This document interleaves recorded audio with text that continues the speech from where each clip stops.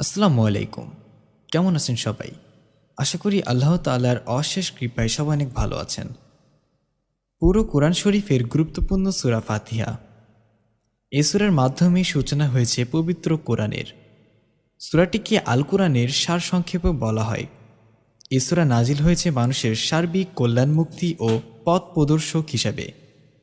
সূরাটি ফজিলত ও বৈশিষ্ট্যর দিক থেকে অন্য সব সূরা থেকে আলাদা। সূরা ফাতিহার বৈশিষ্ট্য। এই সূরা কোরআনের সর্বাধিক মর্যাদাপূর্ণ সূরা। তাওরাত, জবুর, ইনজিল, কোরআনে কোনো কিতাবে এই সূরার তুলনীয় কোনো সূরা নেই। বুখারী মিশকাত 2142।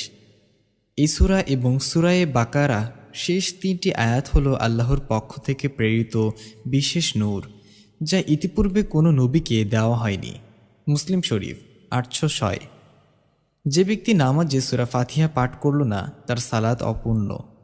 রাসূলুল্লাহ সাল্লাল্লাহু আলাইহি ওয়াসাল্লাম এই কথাটি 3 বার বলেছেন। মিশকাত 823।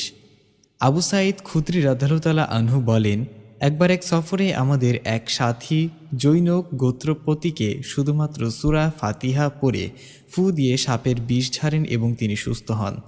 বুখারী শরীফ 5405। সূরা ফাতিহার বিশেষ মর্যাদা হল আল্লাহ এটিকে নিজের ও নিজের বান্দার মধ্যে ভাগ করে নিয়েছেন। একে বাদ দিয়ে আল্লাহর নৈকট্য লাভ করা সম্ভব নয়, সেজন্য এর নাম দেওয়া হয়েছে উম্মুল কুরআন।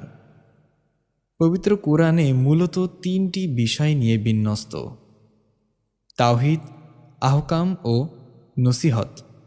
সূরা ইখলাসে তাওহীদ পূর্ণাঙ্গভাবে থাকার কারণে তা কুরআনের 1/3 মর্যাদা পেয়েছে, কিন্তু সূরা ফাতিহায় 3টি বিষয় একত্র থাকার কারণে তা উম্মুল কুরআন হওয়ার মর্যাদা লাভে ধন্য হয়েছে।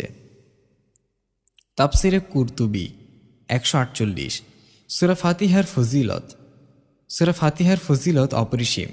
এর ফজিলত সম্পর্কে অনেক হাদিসে বর্ণিত রয়েছে। এর মধ্যে কয়েকটি নিম্নরূপ। উবাই ইবুন কাব রাদিয়াল্লাহু তাআলা আনহু বলেন, রাসূলুল্লাহ সাল্লাল্লাহু আলাইহি ওয়াসাল্লাম বলেছেন, আল্লাহ উম্মুল কুরআনের মতো তাওরাত ও ইনজিলে কিছু নাজিল করেননি। এটিকেই বলা হয় আসসাবুল মাসানি, বারবার পঠিত 60টি আয়াত, যাকে আমার ও আমার বান্দার মধ্যে বন্টন করা হয়েছে, আর আমার বান্দার জন্য তাই রয়েছে সে যা চাইবে। নাসাই শরীফ 319।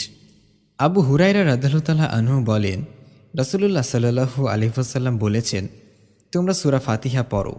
কোনো বান্দা যখন বলে আলহামদুলিল্লাহি রাব্বিল আলামিন, তখন আল্লাহ বলেন, আমার বান্দা আমার প্রশংসা করেছে। যখন বলে আর রহমানির রহিম, তখন আল্লাহ বলেন, আমার বান্দা আমার গুণ বর্ণনা করেছে। বান্দা যখন বলে মালিক ইয়াউমিদ্দিন, আল্লাহ বলেন, আমার বান্দা আমার মর্যাদা বর্ণনা করেছেন। বান্দা যখন বলে ইয়াকান আবুদু ওয়া ইয়াকান আস্তাইন, আল্লাহ বলেন, এ হচ্ছে আমার ও আমার বান্দার মাঝের কথা, আমার বান্দার জন্য তাই রয়েছে যা সে চায়।